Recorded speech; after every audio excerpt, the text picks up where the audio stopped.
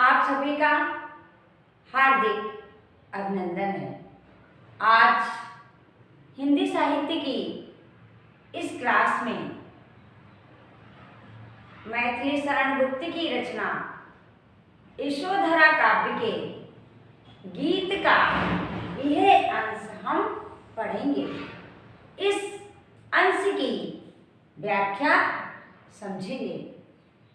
तो आइए चलते हैं इस पद की ओर कि इसमें यशोधरा अपनी सखी से क्या कहती है। जाए सिद्ध पावे वे सुख से, दुखी न हो इस जन के दुख से।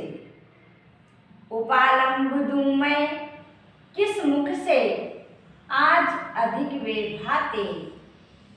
सखी वे मुझसे कहकर जाते, गए लौट भी वे आवेंगे।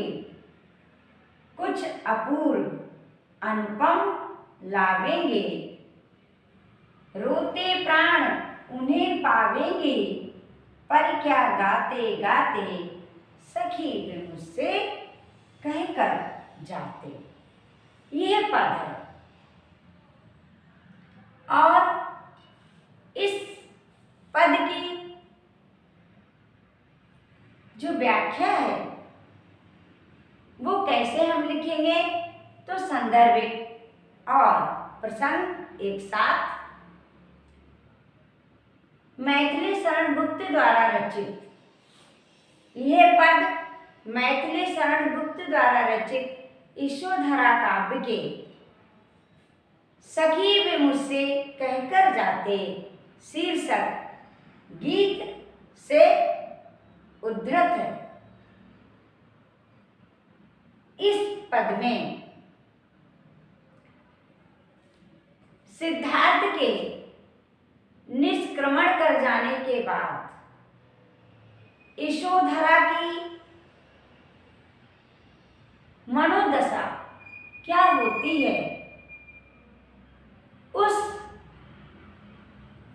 वेदना को मैथिली शरण गुप्त ने इस पद में चित्रित किया है। तो हम कैसे लिखेंगे कि यह पद मैथिली शरण गुप्त द्वारा रचित यशोधरा काव्य के सखी वे मुझसे कहकर जाते गीत से उद्धृत है। इस पद में सिद्धार्थ के निष्क्रमण कर जाने के बाद यशोधरा की जो मनोदशा है उसकी वेदना का मार्मिक चित्रण किया गया है। अब हम व्याख्या कैसे करेंगे, व्याख्या कैसे लिखेंगे देखिएगा। सभी जानते हैं हम आप कि सिद्धार्थ वन में गए किस लिए, तपस्या करने, ज्ञान प्राप्त करने, सिद्धि प्राप्त करने, यानी संसार से मुक्ति प्राप्त करने के लिए, ज्ञान प्राप्त करने के लिए।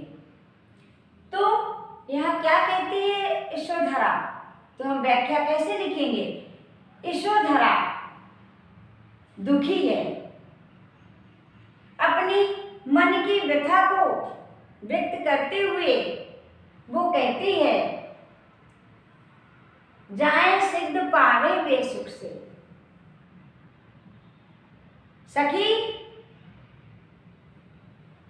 वे अर्थात सिद्धार्थ, सखी भी निष्क्रमण कर गए और ज्ञान प्राप्त करने के लिए गए। ये अच्छा है, अच्छा किया वो गए, लेकिन वो मुझसे कहकर जाते तो कितना अच्छा होता। जाए वे जाएं और सिद्ध प्राप्त करें। ये बहुत गर्व की बात है, प्रसन्नता की बात है। वो जाएं और सिद्धि प्राप्त करें, ज्ञान प्राप्त करें। मेरे लिए इस जन का अर्थ क्या है? यशोधरा अपने आप के लिए कहती है, दुखी ना हो इस जन के दुख से। अब हम कैसे लिखेंगे? देखिएगा, यशोधरा अपनी वेदना को व्यक्त करते हुए अपनी सखी से कहती है, सखी वे निष्क्रमण कर गए, ज्ञान प्राप्त करने के लिए गए हैं। बहुत अच्छा किया वो गए। वो जाएं और उन्हें ज्ञान प्राप्त हो, वो ज्ञान प्राप्त करें। वे मेरी चिंता ना करें, मेरे दुख से तनिक भी वो चिंतित ना हो, दुखी ना हो।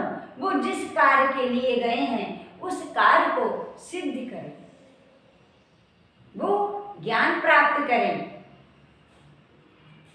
मैं उन्हें उलाहना किस मुख से दूं?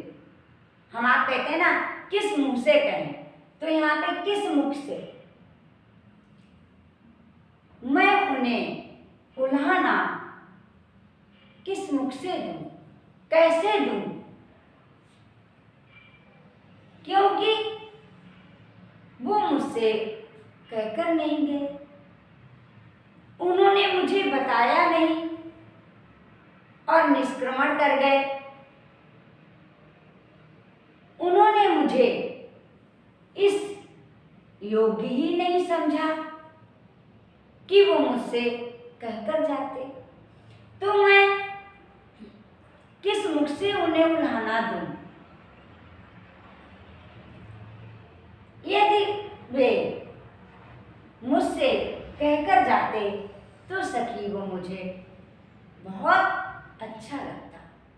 वो मुझसे कहकर जाते तो सखी मुझे बहुत अच्छा लगता, परंतु वो मुझसे कहकर नहीं गए,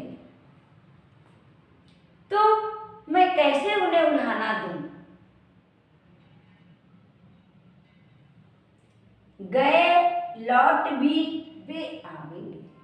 आगे यशोधरा कहती है कि वो निष्क्रमण कर गए, वो गए हैं और एक काल के पश्चात, एक समय बाद वे आएंगे, लौटकर आएंगे और अपने साथ अद्भुत अनोखा ज्ञान लाएंगे। आगे क्या कहती है यशोदा? वो गए हैं और एक समय बाद वो लौटकर आएंगे, अपने साथ वो अनोखा अद्भुत ज्ञान लाएंगे। वो आएंगे और अपने साथ अद्भुत अनोखा ज्ञान लेकर आएंगे। रोते प्राण उन्हें पावेंगे, परंतु सखी मैं उन्हें रोते ही प्राप्त कर पाऊंगी। कितनी व्यथा है यशोदा में, रोते प्राण उन्हें पावेंगे, मैं उन्हें रोते ही प्राप्त कर पाऊंगी, क्योंकि वो मुझसे कहकर नहीं गए। यदि सखी वे मुझसे कहकर जाते तो मैं उनके आने का हर्षो उल्लास के साथ, उमंग के साथ स्वागत करती, उनका अभिनंदन करती। पर क्या गाते गाते, देखिएगा पंक्ति, वो आएंगे, ज्ञान लेकर आएंगे, परंतु सखी मेरे प्राण उन्हें रोते रोते ही पाएंगी, क्योंकि वो मुझसे कहकर नहीं गए। मैं उनका उत्साह से उमंग से अभिनंदन नहीं कर पाऊंगी यदि वो मुझसे कहकर निष्क्रमण कर जाते, तो मैं उनके आने का उमंग के साथ हर्षोल्लास के साथ स्वागत करती, उनका अभिनंदन करती। सखी वे मुझसे कहकर जाते। वो मुझसे कहकर नहीं गए और बिना बताए चले गए, इसलिए सखी मैं उनका अभिनंदन कैसे कर पाऊंगी। मैं उनका अभिनंदन करती यदि वो मुझसे कहकर जाते, तो नई उमंग के साथ हर्षोल्लास के साथ मैं उनका अभिनंदन करती, उनका मैं स्वागत करती। सखी वे मुझसे कहकर जाते, यदि वो सखी मुझसे कहकर निष्क्रमण कर जाते। वो बिना बताए चले गए, चुपचाप चले गए, मुझे उन्होंने बताया भी नहीं। कितना अच्छा होता कि वो मुझसे कहकर जाते। यह इन पंक्तियों की व्याख्या थी। अब हम व्याख्या के पश्चात क्या लिखेंगे? विशेष लिखेंगे। तो विशेष में हम क्या लिखेंगे? भाई इसमें यशोधरा क्या कहती है कि वो मुझसे बिना बताए चले गए, मैंने उल्हाना कैसे दूं, उन्होंने मुझे इस योग्य नहीं समझा। इससे पहले कि पद में भी उन्होंने एक पद में कहा है कि उन्होंने जब इस योग्य समझा ही नहीं, लाए तो मुझे बहुत प्रसन्नता के साथ थे अपने इस महल में, लेकिन जाते समय उन्होंने मुझसे पूछा ही नहीं, मेरा परित्याग कर दिया, मुझे इस योग्य नहीं समझा। तो इसमें वो क्या कहती है कि मैं उन्हें कैसे उलाना दे सकती हूँ। तो यहाँ पर हम विशेष में नंबर 1 पर क्या लिखेंगे?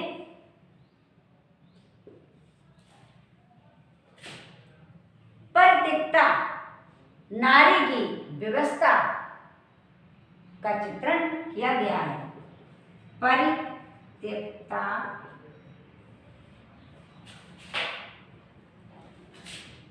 नारी की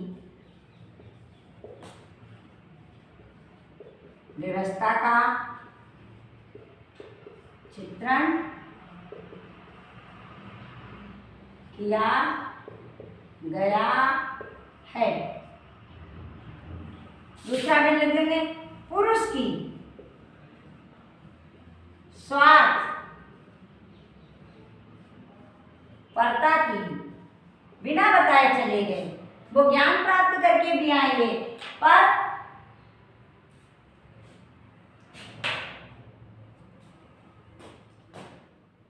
स्वार्थपरता की वंदना की गई है।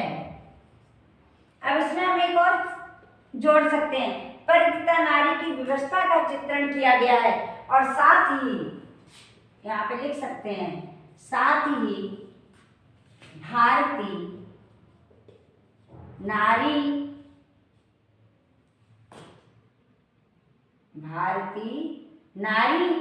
के आदर्श को भी चित्रित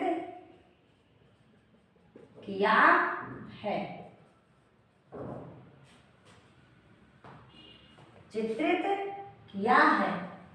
ऐसे लिख सकते हैं, परित्यक्ता नारी की व्यवस्था का चित्रण किया गया है, साथ ही भारतीय नारी के आदर्श को भी चित्रित किया है।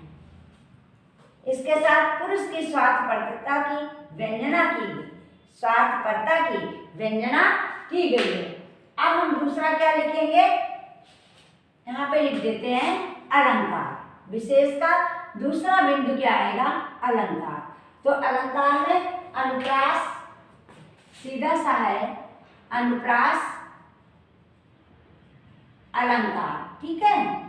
दूसरा विप्सा अलंकार। विप्सा अलंकार कहाँ पे होता है?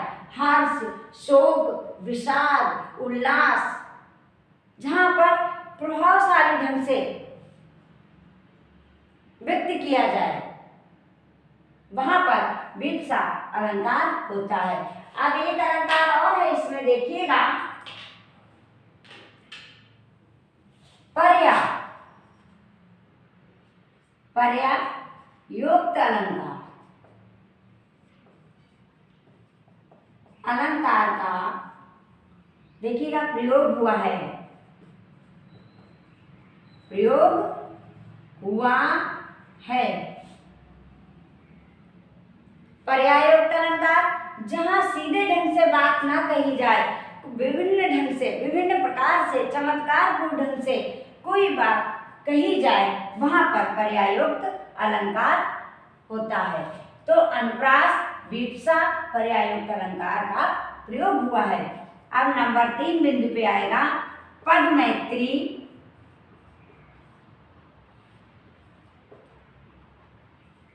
भावाभिव्यक्ति सुंदर है। गेयता